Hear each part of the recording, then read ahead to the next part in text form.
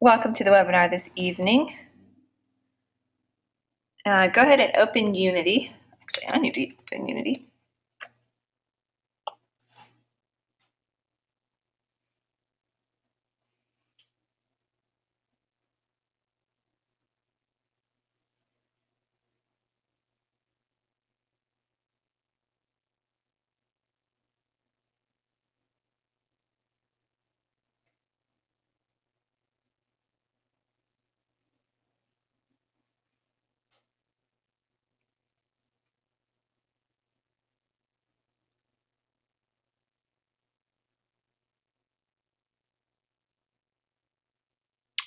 All right. So at the end of Monday's webinar, we wrong one.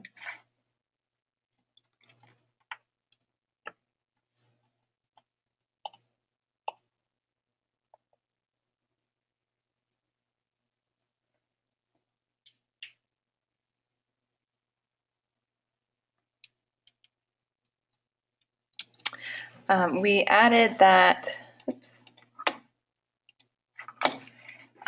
game over screen, and now let's see. There we go. What we're going to do is change one of the cubes that we pick up. Let me play this here. We're going to change it so that, and if you guys can see on my screen, let me grab the sphere. Right now, the speed of my sphere is 600, but when it rolls over, I ran out of time. Okay. Again, speed of my sphere is 600. You can see that there. When I pick up the power up, now it's 800. It's not super noticeable. Maybe we'll get it started at 100 or something slower. And I also changed the color on that power up. So that's how we're going to start today. And I think you'll really enjoy the second half of today's webinar where we add the terrain, texture to our land, and add trees. I think that's pretty enjoyable. All right. So power ups. We're going to create a special prize that increases our player's speed. And I really want you guys to be thinking about this bigger picture than just increasing a player's speed. There are many different ways that you could incorporate this into your gameplay. This is similar sort of power up. So first thing we got to do is we got to set our pickup block aside, sort of make it unique and stand out. So you're going to create a new material called power up in our materials folder and give it a color, and I like to give it a little bit of a sheen so that maybe my player would know it was special. So to do that, you're going to head over to your materials, right click, create the material, and I'm going to call it,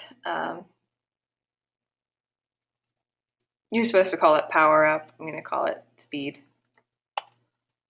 Since I already have one called power up, I'll delete this guy.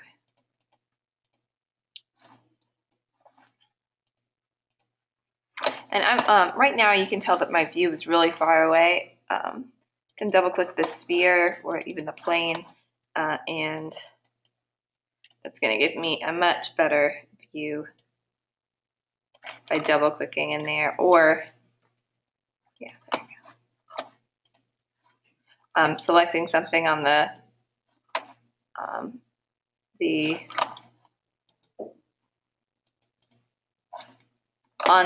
scene itself and clicking the F key. All right. Let me make sure I don't have any questions. Nope. Okay. So my speed, I will give this one a kind of golden hue here.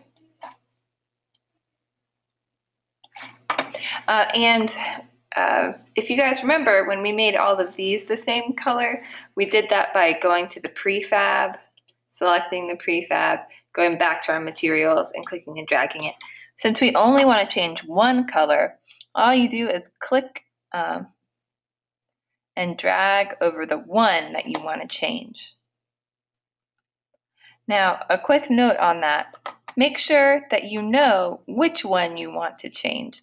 So I chose my, I just click and dragged my color onto whichever one, and then I selected it and renamed it in my hierarchy window so that I would know, I wouldn't have to remember prize for as a power up, I would be able to identify it immediately. And remember, to rename, you just select the object and hit enter on your keyboard. Go ahead and raise your hand once you've done this up until the renames, the rename stage.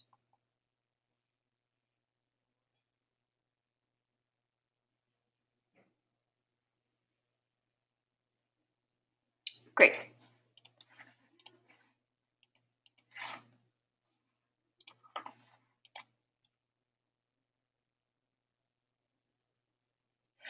So as you remember before, we tagged all of our prizes with pickup. Now we're going to tag this power up with a different tag called power up. So to do that, select this one over in your inspector. You're going to choose the tag up here. You're going to add a tag. You're going to call it power up. And you're going to have to select power up in the hierarchy window again to get back to the inspector and actually select power up from tag.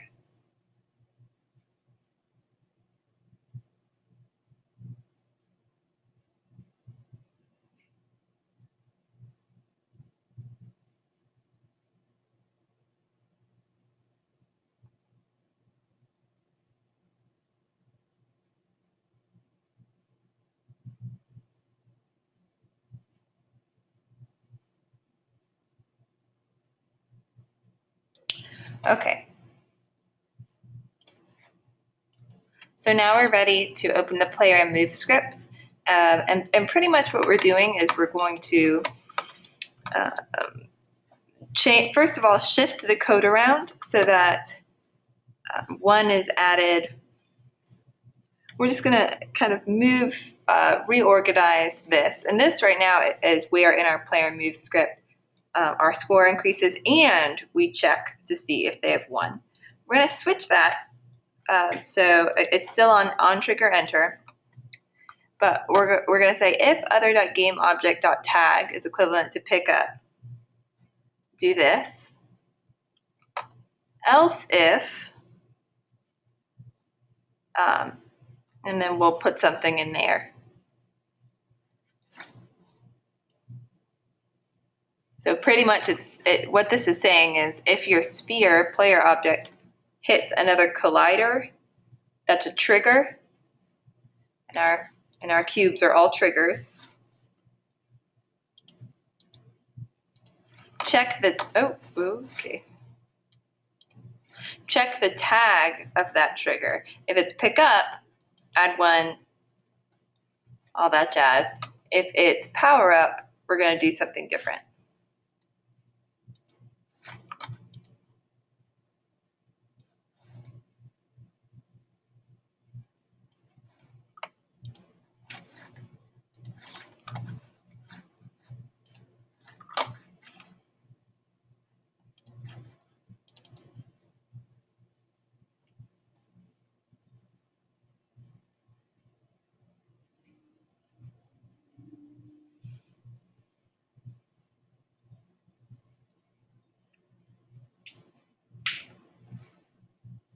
Actually, I'll just leave it on here for right now for you to see. Raise your hand when you're ready to continue when you've updated this code.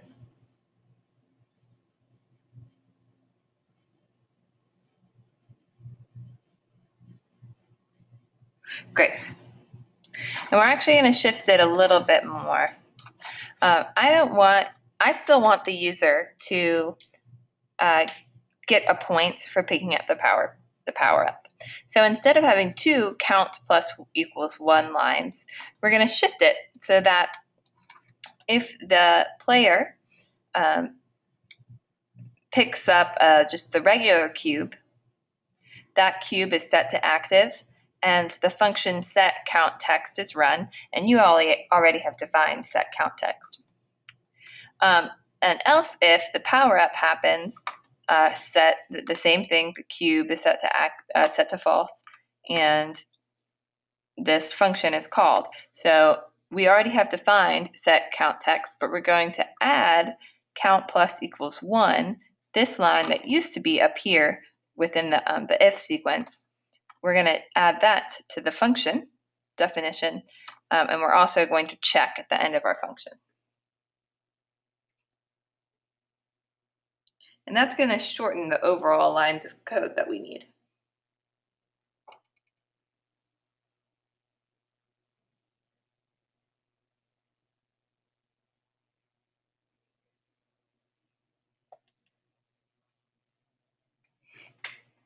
And raise your hand when you're ready to go.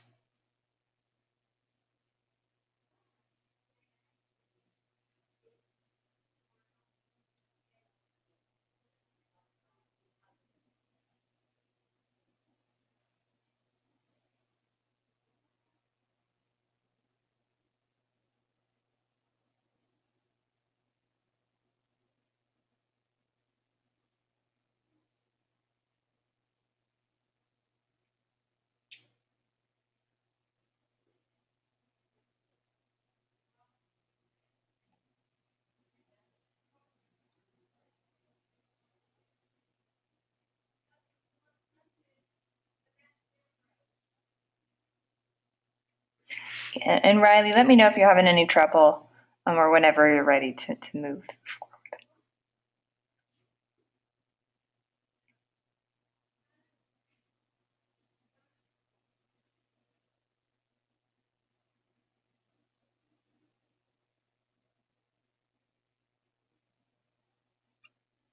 Great. And there really is no rush. I just want to make sure. Okay, so currently with this code, nothing has changed. We just have two different tags. But we're going to add that the variable speed is increased if this else if is run. So just add that one line there.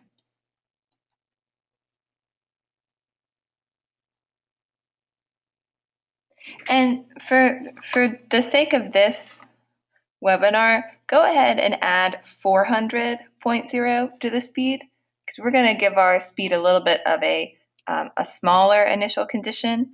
We'll start at, let's say 400, and then increase by 400, because I think you'll see a more noticeable change then.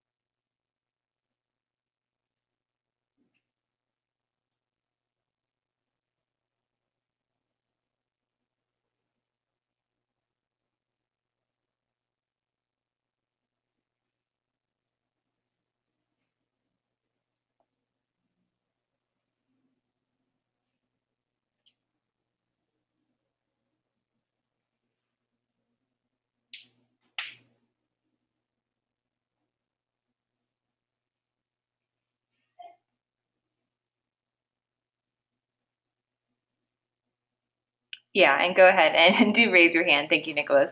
Once you've added that line, speed plus equals 400. Okay, great. I guess I didn't explicitly say that. Sorry about that. Okay, the other thing that we're going to do At start, I want you to add this debug.log line that is going to read out the value of speed at the start of the game.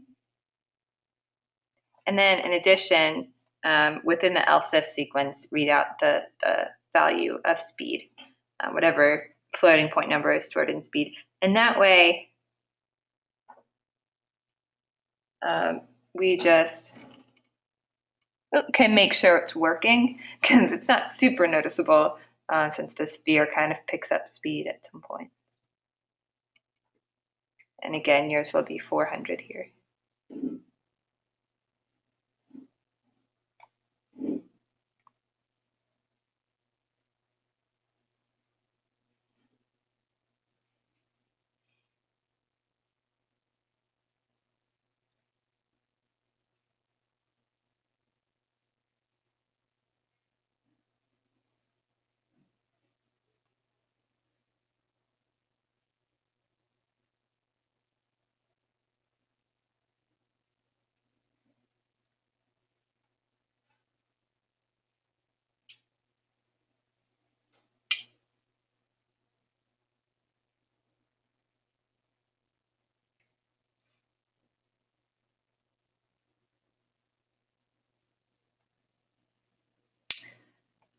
Yes, and do raise your hand when you're ready to go forward. Okay, wonderful. So what we're going to do now, this should work, but just to make it more noticeable, I want you guys to hit save, head over to Unity and click on your sphere and set your initial speed to be 400. Let me actually change mine to plus 400 there. Oh, and you should have the same code as me now. I could have just shown mine. Code should be exactly the same. And if we hit play, you should be able to see a distinct difference in speed once you hit that. Yeah. And over here, if you switch to your console tab, you'll see at the beginning my code my speed read 400, and now at the end the speed was 800. So there we go, and there's our little game. This is the modded out kind of version of the basic game. Give yourself a round of applause. Play around for a little bit and just give me the heads up when you're ready to keep going.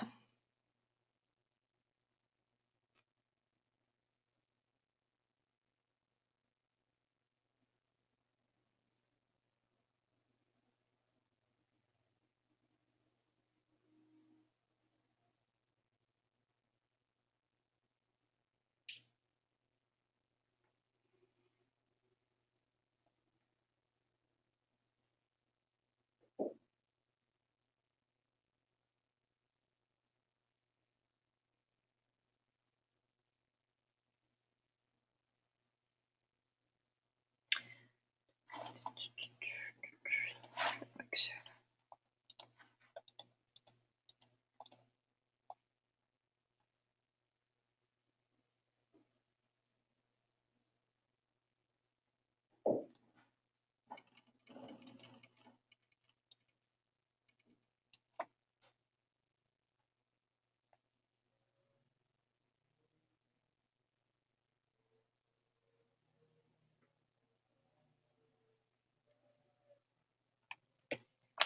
All right, wonderful. So now we're going to add terrain, and I think this is pretty enjoyable. It's more the artistic side, but here we're taking the game and we're going to start dramatically changing the interface. Maybe I'll get the opportunity to show you guys on Monday this truly incredible game that a couple of my students made. That's a horror-based game, and they know, just as much as you all did, and it looks truly professional. It is very cool. You have to seek out and kill these different people in the game, but it's very, very dark, and you can only see when lightning flashes. It's phenomenal. Anyway, so we're going to make a big shift here, and because we're making a big shift here, and currently, hopefully, all of your games should work. If they do not work, definitely let me know before we move forward. But we're going to save scene as, file save scene as, and this is essentially going to make a copy of this scene. So we're going to call this one scene 2, but I already have a scene 2, so I'm going to call mine scene 3. But yours should be scene 2, okay? So now we're working on scene 2, but scene 1 is going to be stored fully working for us to work on at a later point, you know, if we need to go back to it. That being said, if I change my code, it is going to change that. So my script will change unless I make a copy of that script. Like these are accessible in any scene. But I could right click. Oh, I thought I could do that there. I can make a copy of this in MonoDevelop. Okay. So once you have the copy of your scene there, what we're going to do is we are going to delete the walls and delete the plane. I'm right clicking and deleting. Don't get nervous, don't get stressed out, because these are still going to be there in scene 1. So you'll still have a working version in scene 1. And once you delete those, you can add a terrain, which is a 3D game object, to your world. You'll notice that your sphere and your cubes start out on the corner, which is, you know, kind of a weird move on Unity's end, but don't worry about that. We'll move them over in a little bit. Double click the terrain to get a good view of the terrain. This is our area. We're not going to make it any bigger for now.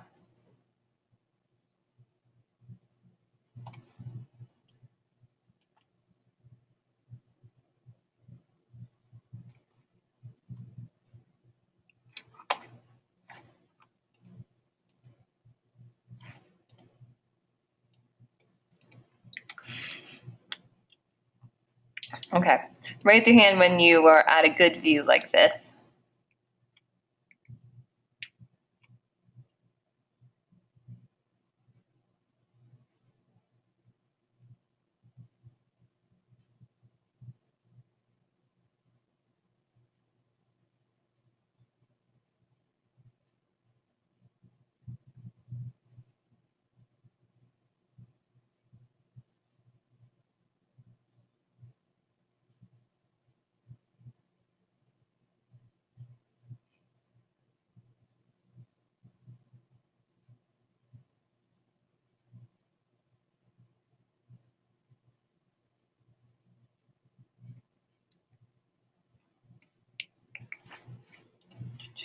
Let me know if you're having trouble. Okay, great. Okay, and there are some really cool tools that come with your terrain builder. The first one, and let me move this to the side to make sure our recorder, people watching the recording can see, is this raise lower terrain. And eyes on my screen for a minute, what I want to show you, brush size shows you the amount of land that's going to get influenced. And opacity is how much of an influence you're going to make. Like the stronger the opacity, the much kind of stronger hills you're going to make there. And the longer that you hold down the mouse, the higher that the land is going to be created. So I typically go for a large swath of land and a low opacity to create realistic terrain. Go ahead and mess around with this for a little bit. You can create some great textures. You can hold shift down to lower land if you know you got too ambitious.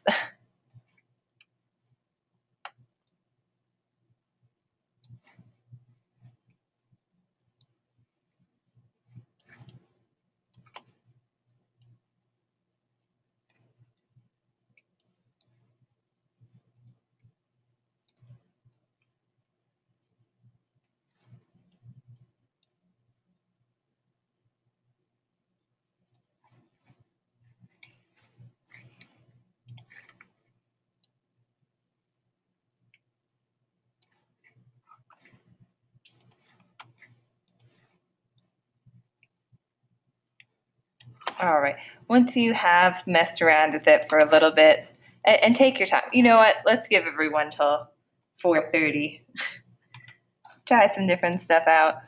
You don't have to keep it, you can always undo. There's some pretty wacky things.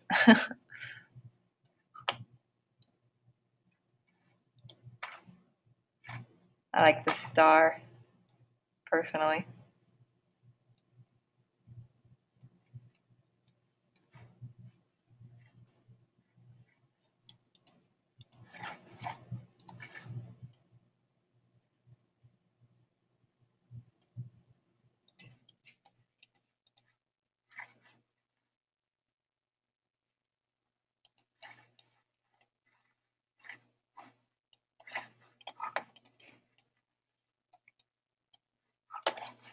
Oh, I may have upset Unity there.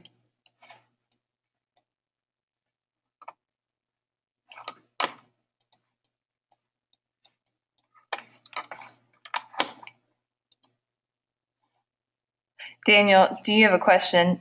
Or are you just ready to continue? Wait. Oh, okay, you're ready to go. Yeah. Okay, cool. Yeah, raise your hand when you're ready to go, but there's...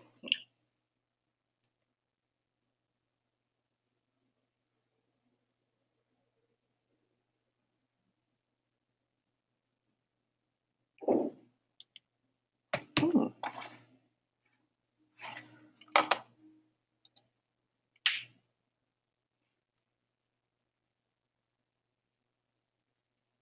Okay, so the next thing I want to show you is paint texture.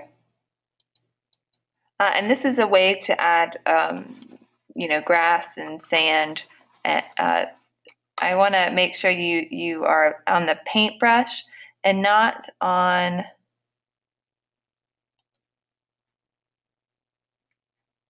this, which is like adding grass. You know what? I realized we left out a step here. Go into Assets and import the environment package here. We're going to have to wait a few minutes for everybody to do this.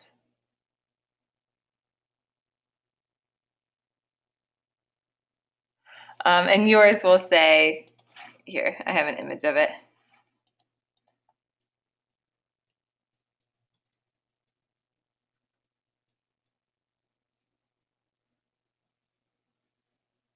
Oh, I don't even have a picture of this. That's no good. Yeah, here we go. A pop-up menu will load and hit import with all selected.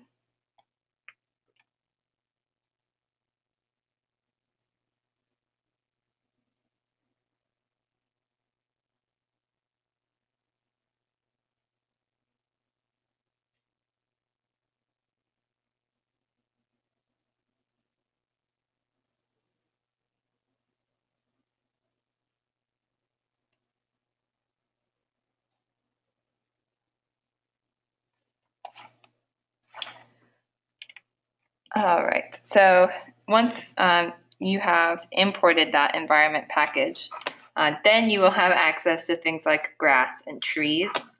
But tall grass is not what we're doing here. That is, it takes a long time to render and it uses a lot of computer power, you could say. So that's what this little clover is, and you can mess with that at another point. But for right now, click on the paint texture, and you want to hit Edit Texture, Add Texture. When you're in the little paintbrush. And this little window will pop up. It shows two different texture boxes. Select texture for both of them. And you're going to want to go down here. Let's say for the first one, let's do this rocky. And for the second one, grass hill, the green one. So go ahead and add these two. Hit, and again, I did edit textures, add, and that's how I got to this little screen.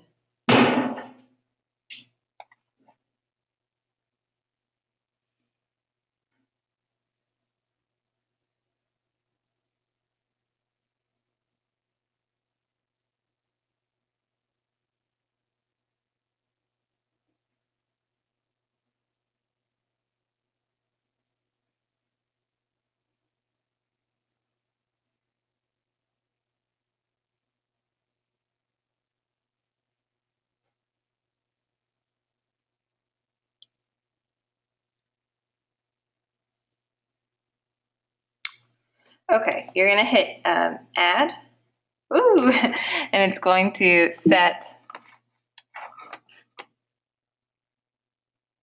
the color of your land to that, whatever you set it to. Now notice you may need to move your light a little bit.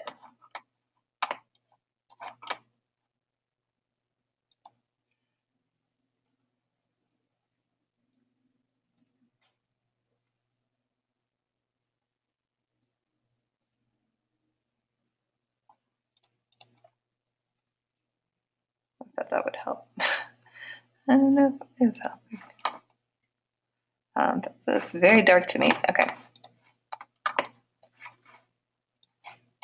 Click back on your terrain, and so that sets the first texture that you sets it for the whole ground, so you no longer have that white ground. And then there we go. Let's switch on this side. Wish that's that light everywhere. Okay. You can add a new texture, edit add texture. And this time, let's do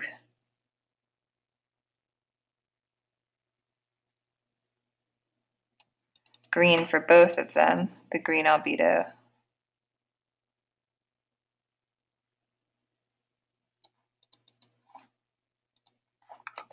And I'm going to make my brush size very big, make the opacity a little stronger, and you can kind of paint some grass texture on there as well. Can't tell if that's working. Oh, you have to select the other texture.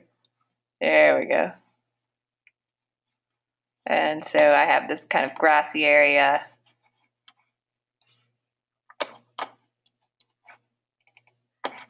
And my mountainous area as well. So go ahead, kind of mess around with that. Raise your hand when you're ready.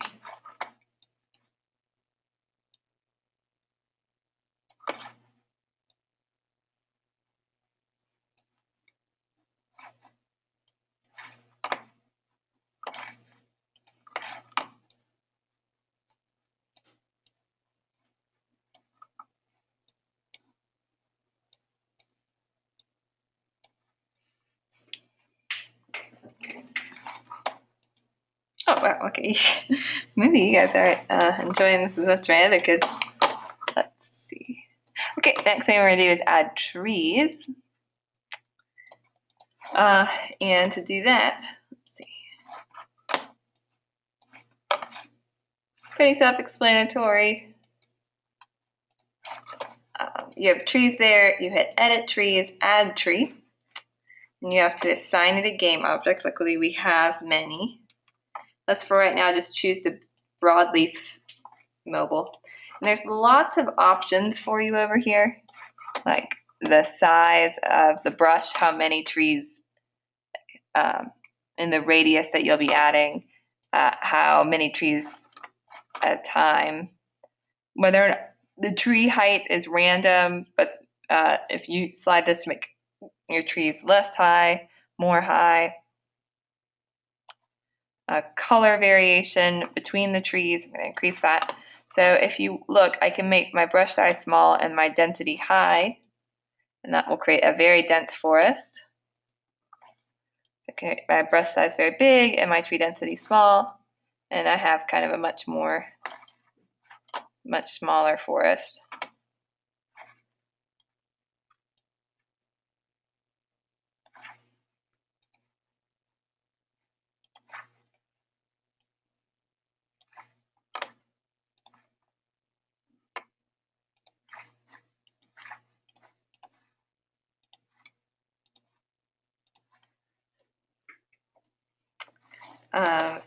And you can add more trees.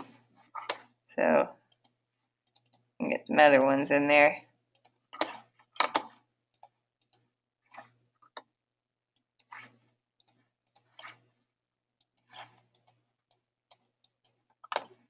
Not want to add any of these trees. Oh, it's because it's such a small density.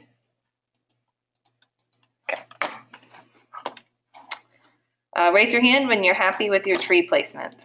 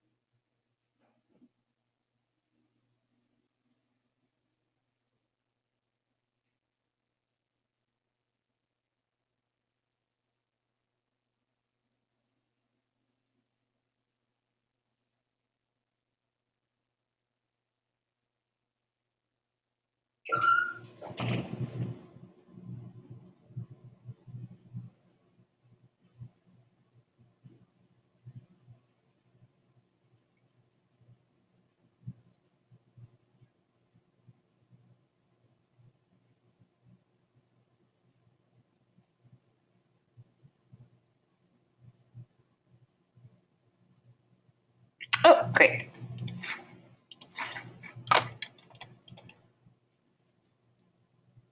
Okay, so now what we're going to do is we're going to move our prizes onto our terrain. So what's nice about having them grouped like this all together is that I can move them all at once. So what I did is I selected my prizes there and I turned my move tools on, and I'm just going to use the blue and red arrows to move all the prizes into the middle of the world. And then I'm going to do the same with the sphere.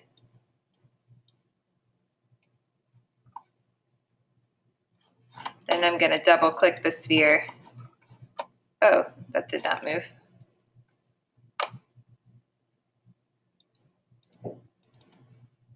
Oh, okay. What is happening here?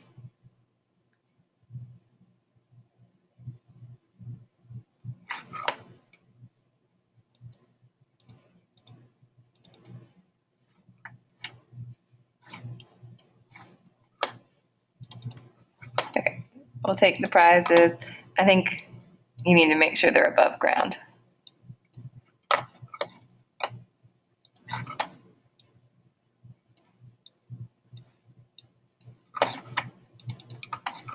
Yeah.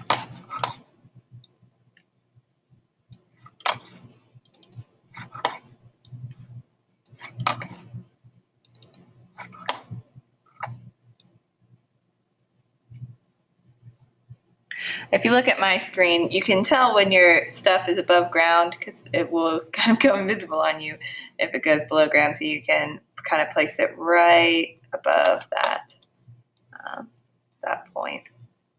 And your sphere will drop to the ground because of gravity. So it's okay if it's a little bit above. Probably gonna want to have it close there. Okay, if you hit play, your game should work like normal, except if your prizes are too high in the sky, you will not be able to access them. Okay. So what I want you all to do is making sure that you're using global rotation tool handles. Eyes on my screen for a second. Really important that you're using these and not local, because your cubes are rotated. Using global, you can move your prizes around the world, making sure that individually each one is at a spot where the sphere can pick it up, because your ground is not level anymore. And the game will work the same in terms of time.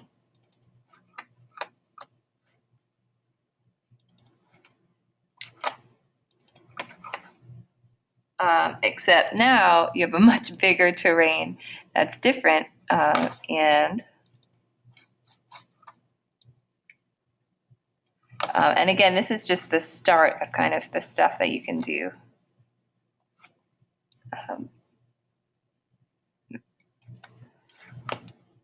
With this basic kind of game here. So take your time, move your stuff around. You can't send it necessarily to specific indices that we would all have the same, because for some of you, something might be under a mountain.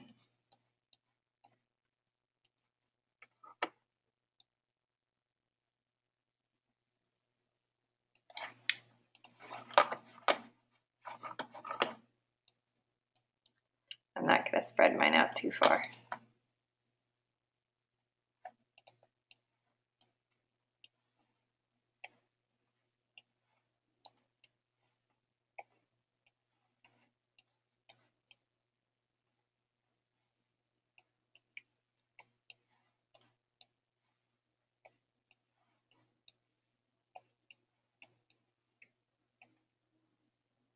Okay, I'm struggling with this prize.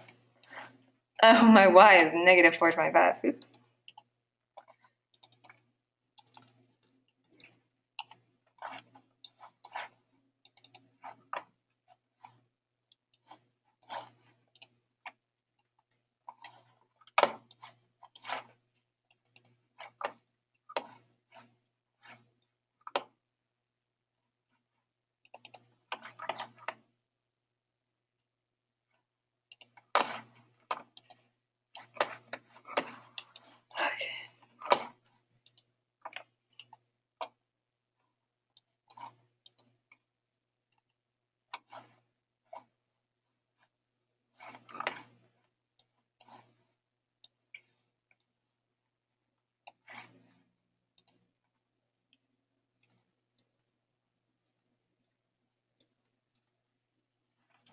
I'm struggling here with this. For some reason, my prize too. Oh, it's because it's in relation to the other prizes, but this should work out fine. Okay. My tree was too detailed, and my tree was too detailed. Tree. Oh, I'm sorry. Sorry, Daniel. You had too many trees? Yeah, if you actually go into the world, it's really cool because you're like I know our camera view isn't very good right now, but like the whole world, you know what? I'm going to rotate my camera and you can do the same. So that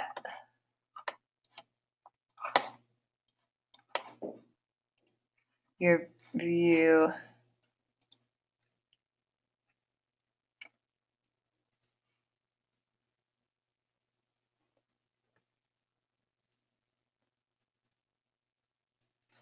I'm going to make mine 10 instead of 50. Let's see what that does. Yeah, it just allows you to see it a little cooler.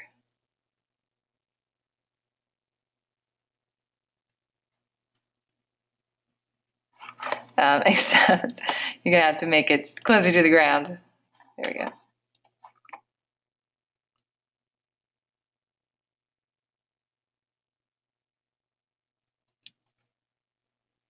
But it's much cooler than the ground. Like that's just the plain walls. All right, it's 4:47, but there's one more thing I want to show you all, and that's the asset store from Unity. I'm going to go ahead and put this into chat. This is what we're going to end class with today. And I want you guys just to kind of mess around with this, create a cool world, and we're going to, on Monday, we're going to add a special asset into the world called Robot Kyle. That's going to be a first-person view, and it's going to allow us to move our mouse left and right and have the view move left and right, and move the mouse up and down and have our view move up and down as well. So this is the asset store, and if you look at 3D models, you can see there's a bunch of stuff. A lot of it's expensive, but some of it is free. Like the terrain assets gives you lots of cool other flowers, plants, etc. If you go under props, wait, is that right?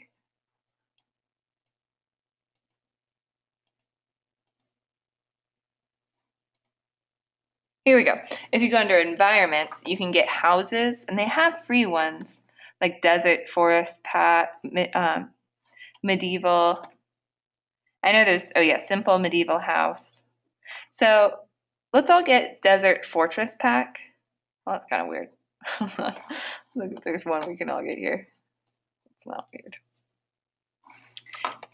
Medieval barrows and wagons.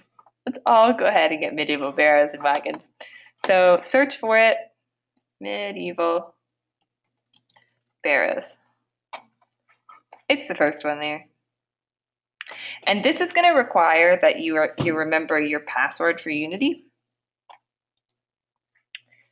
Your login and password, that's just my email. And so you'll click it, you'll log in, you'll have to click it again. It's going to open a window very similar to the window you were just in. Click it, log in again. It's very repetitive. And then finally, click it again. And after those weird 6 repetitive steps, you'll be able to download the assets. You want to import them all.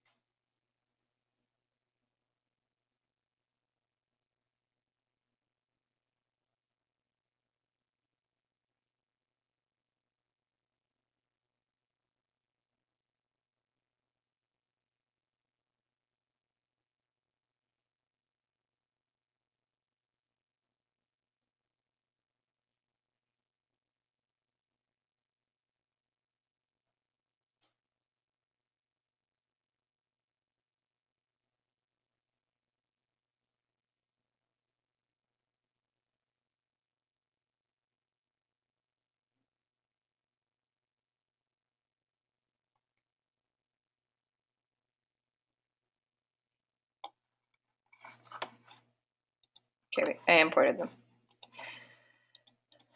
And there they are in your assets folder. You should see them there, free barrows.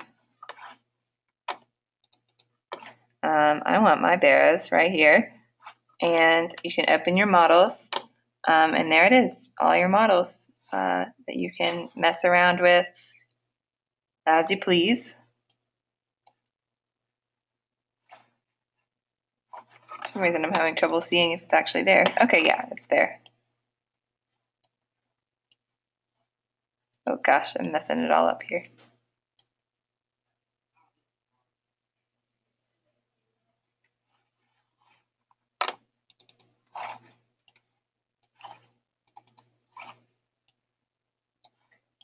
And this seems very small, but you can always scale it up using your scale. So, you know, it's in relation to your world, however much. Ooh. And there's so many themes. I just wanted us to all get the same one just so that we would understand how it works.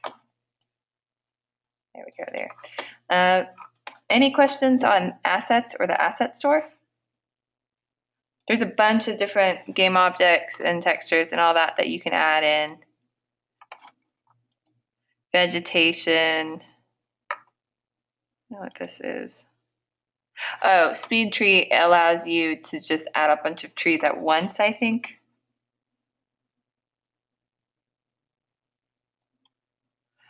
Interestingly enough, you can actually get entire games like this that teach you, like the game is all set up like first-person control.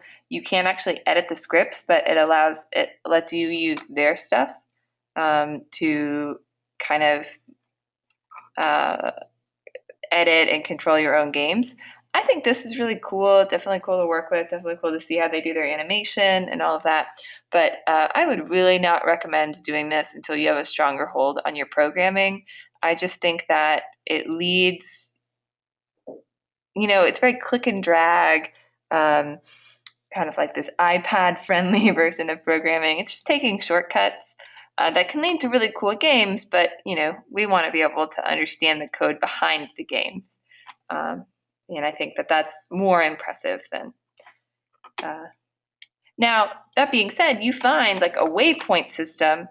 Waypoints are really challenging. So if you're able to find one, add it to your game following tutorials, I mean, that is a challenge in and of itself.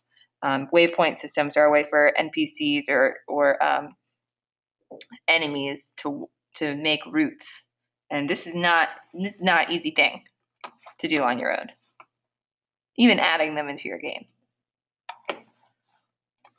Are there any questions? This is what we're doing today. I mean, we are done at this point.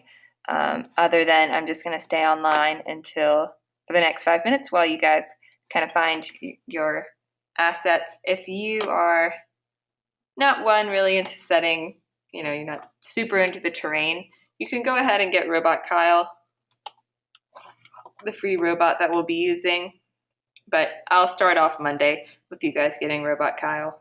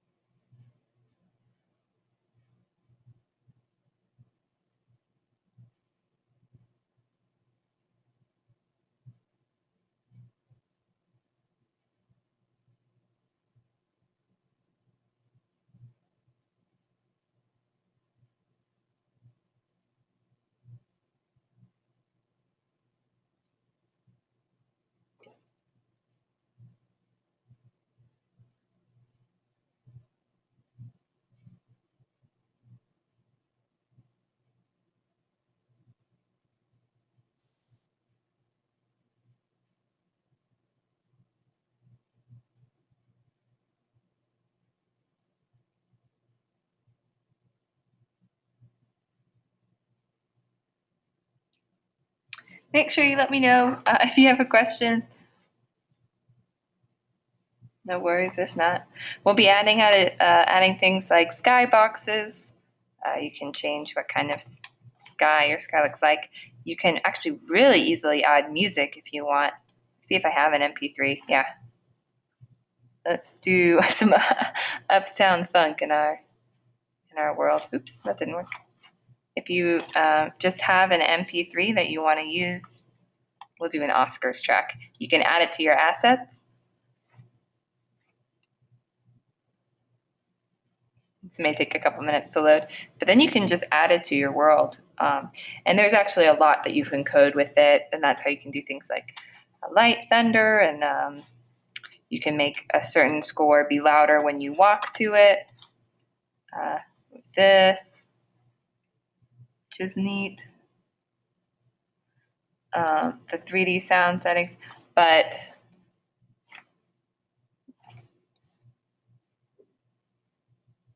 did I add that?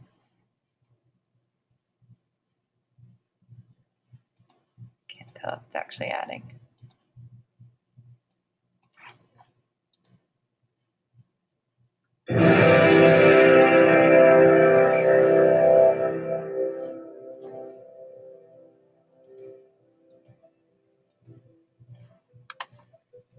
Now I have the Oscar theme in my game, which is pretty neat. All right, you all, I will see you on Monday. I'm going to head off. Have a wonderful weekend. Please let me know if you have any questions, can't get something to work.